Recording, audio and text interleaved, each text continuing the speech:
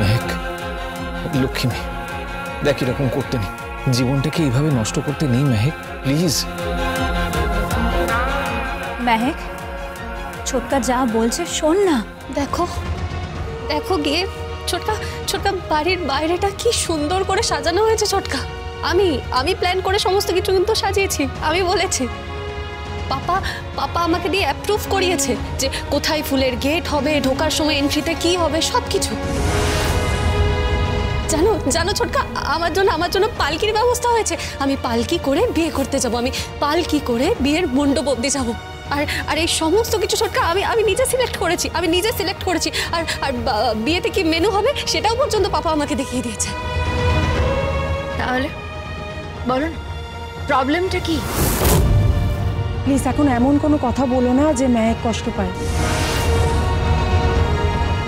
আর তুমি যে কথাগুলো বলছো না, তাতে কিন্তু মেহেক কষ্ট পাচ্ছে তো বিয়ের সময় সব মেয়েই কষ্ট পায়।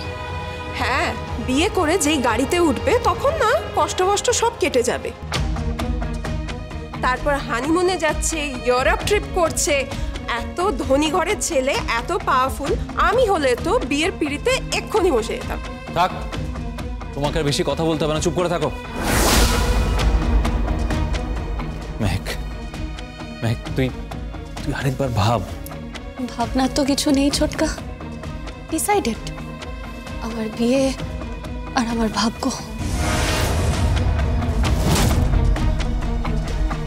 দেখো কে এসছে।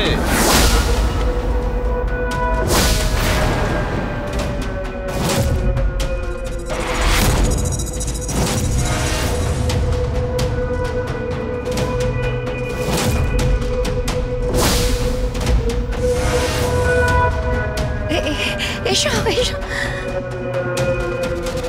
হ্যাঁ এসো এসো, বাড়িতে হবু জামাই এসেছে বলে কথা। তুমি কিন্তু এখন কোনো কথা বলবে না, কেমন? দোহাই তোমার। এসো ভাজন, তুমি তো অনেকদিন পরে এই বাড়িতে এলে, এসো।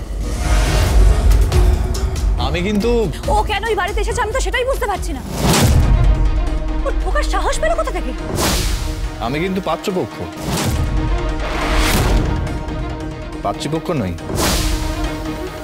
আমি এখানে এসেছিলাম জাস্ট ওই প্রণামীর লিস্ট একটা দরকার আছে, তারপর বিয়ে নিয়ে আলোচনা আছে, ওই কৃপান মেয়েকের সাথে একটু আলোচনা করতে চাই, মানে ক্লিয়ার হতে চাইছি আর কি।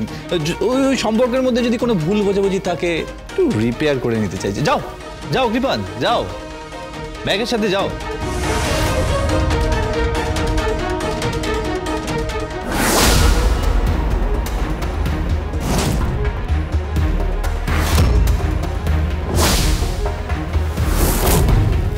গীতা LLB সোম থেকে রবি প্রতিদিন সন্ধ্যে 6:30টায় স্টার জলসায় ও ডিজনি প্লাস হটস্টারে।